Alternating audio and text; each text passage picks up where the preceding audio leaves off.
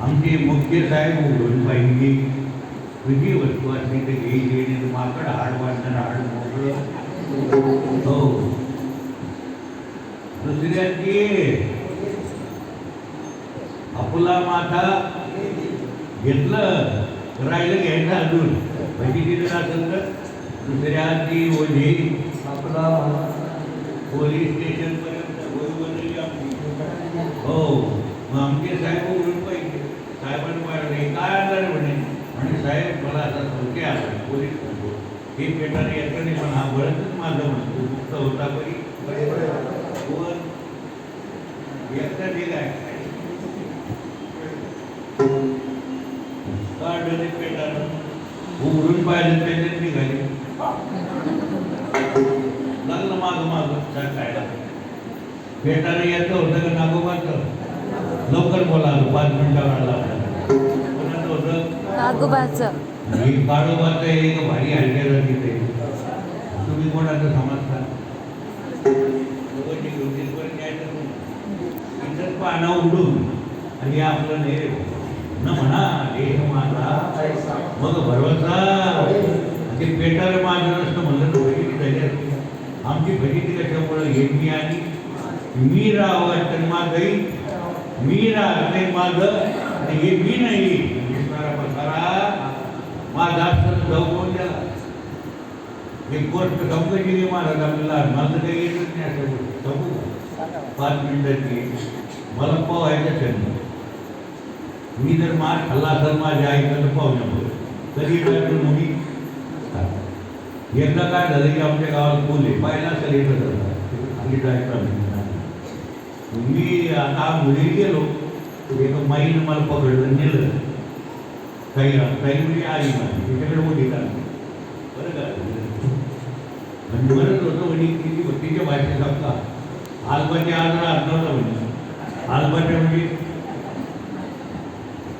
आवर आम्ही आज ते खरं इतकं कसं इंग्लिश म्हणे मराठा आलं तर मेवायचे होते माय विचारू का अजून मग तुम्हाला परवानगी होती विचार आणि मराठी त्यांना तो म्हणते मेवायचेलं पण बुडी टाकायच्या आधी वाचेलं का जर बुडी टाकली त्याच्यात बुडी टाकली वाचेलं का पाय बरोबर ते गप्पा झाल्या म्हणे माय बरं वाचलं काही आई म्हणजे तसं मी एक प्रश्न विचार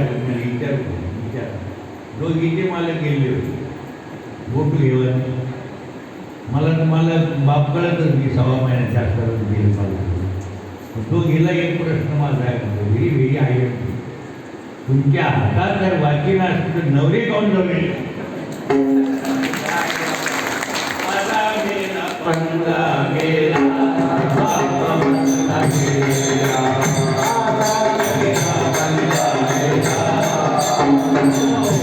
किती गाडी गेले आपल्या हातात फक्त खायला नाही रडा सोय नाही रडा लग्न होत नाही रडा पोरं नाही पोरं थिएटर मार्केट रडके ते सगळे तुम्ही सोडून गल्लीपासून दिल्लीपर्यंत रडके मला वाटतं निवडणुकीपर्यंत असते रडकेच अरे जर तुम्हाला शोकमुक्त व्हायचं असेल तर ती शोक तर होय होय देवाचा भक्त व्हा लेकराला भक्त करा तरच खरं समाधान आहे किती संपत्ती मिळवली किती मोबाईल जमा केलं तुम्ही काही तुम्हाला त्याच्यातलं ठेवलं नाही तर ते मोहळे इथून घेतलं तुम्हाला नाता मार्ग करून दे म्हणून लेकराला चांगले संस्कार देणं ही खरी संपत्ती आहे खरी संपत्ती आई त्याच्याजवळ पैसा नसेल संस्कारी लेकराजवळ त्या आई बापाला सांभाळेल गोर गरीबाला सांभाळेल जर त्याच्याजवळ संस्कारी पण लेकराचे जर चांगले संस्कार असेल शुद्ध अंतःकरण असेल आई बापाची सेवा करेल आणि पांडुरंगाला पंढरीत आणील करणारा बायकोला खांद्यावर घेऊन माय बापाला गळ्यात दोरी बांधणारा वृत्तंतर झालं आणि पुंडलिका भेटी परब्रह्म एवढं वृत्तंतर करा आपल्याने धारण काढून टाका मल विक्षेप आणि करा हे काही कामी येणार नाही पण पश्चाताप जर झाला तर शुद्धतेनं जर एकाग्रतेनं जर भागवत ऐकलं, भागवत जर पचलं, विषयाचा उद्धार होतो. त्या आत्मदेवाला मुलगा हवा अशी इच्छा झाली. साधून सांगितलं जा उपाय दे तुझ्या पत्नीला. तिचं नाव धुंदुली. तिचा काही विश्वास नव्हता. त्यानं 4 बाया जमा केल्या. त्या तिच्या क्लासमेट. म्हणजे कळलं असेल तुम्हाला तिच्यासारख्या. आणि माया नवऱ्यानं काय आणलं नाही मालकानं.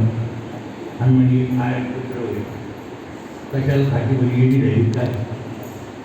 हे साधूने कुत्रे करतील हे काही चांगले नसते. ते काही चिंता सुरू केला. आधी फाल्गुन मास काय म्हणण्यात आधी उल्हास त्याच्यात फाल्गुन बोमलाची सवय बाबाचा महिना दिलं लावून घेतली.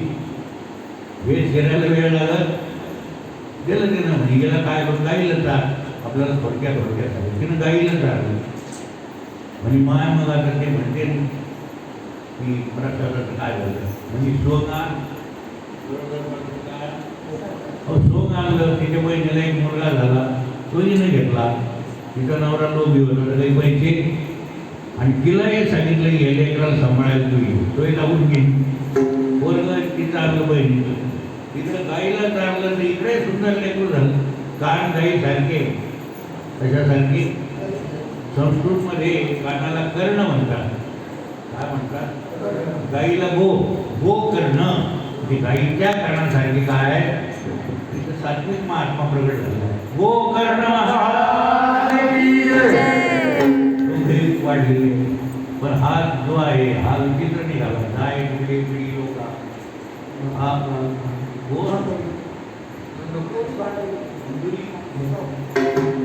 त्रास देऊ लागला माय बापाला. कसाही वागू लागला. मग आत्मदेवाला त्या गोकर्णाने सांगितलं. तो मोठा झाला. बाबा तुम्ही स्वतःच आत्मदेव आहात. तुम्हाला तुमचा विसर पडला. आता याचं स्मरण करा आणि आपल्या स्वरूपात मग्न राहा. हे काही खरं नाही. संसार मुळं चौकडे आणि कळता कळता हे हे तुम्हाला कळत हे ते आत्मगीत. आणि त्या धुंडुलीला त्रास देऊ लागला.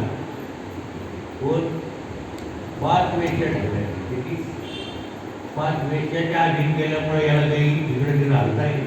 किती वेश्या 5 वेश्या.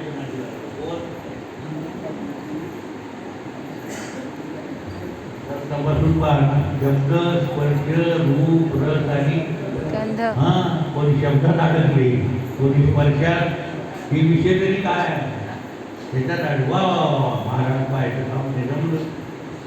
कुठे रमू नका. आणि देवात रममान झाल्याशिवाय राहू संसार सोडू नका. आपण देवाला दिसतो इतका मोठा संसार असतो. जायला आलं तरी त्याच्याकडून मन निघत नाही.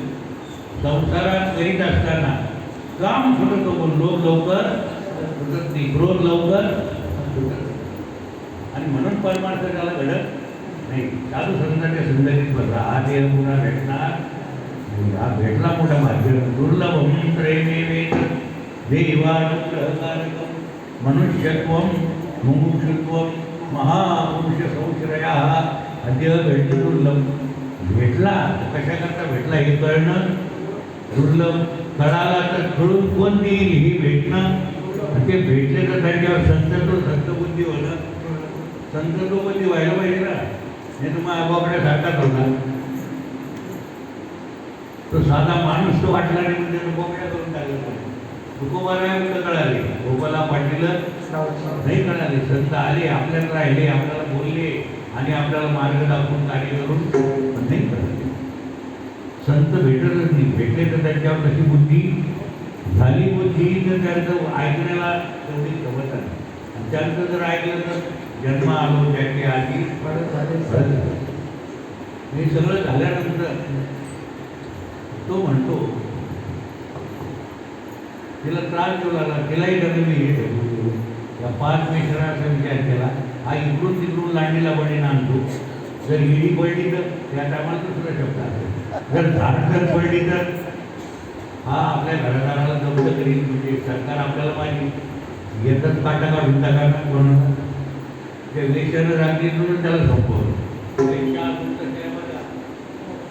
आपले गीते आले गेले पण शब्दस्पर्श रूप रस त्या वेशात असायच्या पण शब्दात अडकू नका, स्पर्शात अडकू नका, रूपात याच्यात अडकायचं नाही. हा गुंता संसार केल्यानं बिघडलं तुमचं का अडकल्यानं. नाव गुरुजी सांगायचे ब्रह्मी गुरुजी, पाण्यात नाव असल्यानं बिघडलं तर नावेत पाणी शिरल्यानं. तसं तुमच्या चित्तात संसार शिरल्यानं बिघडलं. वारकरी संसारात दिसतात, संसार करतात, पण तुकोबरायला दुःख का नाही, वारकऱ्याला दुःख का नाही, चित्तात फक्त येतं आम्ही हो देवाशिवाय आम्ही तर दुसरे मग नाही. नेहमी या चित्ता पांडुरंग ध्यानी, पांडुरंग पांडुरंग इंद्रियाला वळण पडला, वडिले वळण हो भाव तो निराळा. असं तुझं देवाची नजर, देवाशिवाय काही. म्हणून आत्मदेव गेलेले ते आत्मही झाले, गेला मार्ग. आणि शेवट हा विषयाची एवढीच आहे. हा गंभीर सगळं तिकडं तिकडं झालं, कळलं. आई गेली, वडील गेले, म्हणून फिरत येत असताना यांना कळलं भाऊही गेला. पण गयवर श्राद्ध झाला. आईचा उद्धार झाला, ज्ञानी होते, सर्व जगते होते. आईचा उद्धार झाला, वडिलांचा झाला, भावाचा झाला. आले फिरत फिरत आपल्या प्रांगणात झोपलेले, चांदी रात्र आहे, झोप लागली. डोळे उघडून पाहतात तो एक माणूस समोर, भला काळा कुंत, भले मोठाले दात, बम. त्याला विचारतात तू कोण रे? म्हणजे मी तुमचा भाऊ धुंदुली, मी या एवढीच आलो, मला भयंकर त्रास आहे, माझा उद्धार करा. सकाळी उठले, भगवान सूर्यनारायणाला गायत्री मंत्र आले. ओम भूर्भुवः